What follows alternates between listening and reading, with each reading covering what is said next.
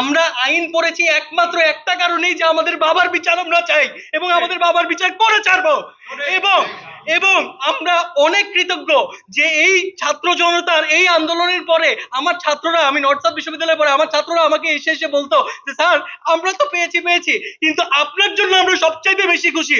এবং এই সরকার যখন কিনা তদন্ত কমিশনটা করে নাই, তারপরে বোঝা গিয়েছে যে জনগণ কতটা তার মনে প্রাণে এই বিডিআর পিলখানা হত্যাকাণ্ডকে ধারণ করে।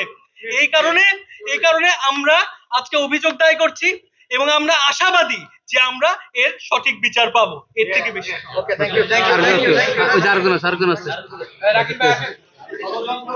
আমি একমাত্র বাবাদানকে হিসেবে দিচ্ছি ভিডিও। আসসালামু আলাইকুম, আমি রাকিন আহমেদ ভুইয়া।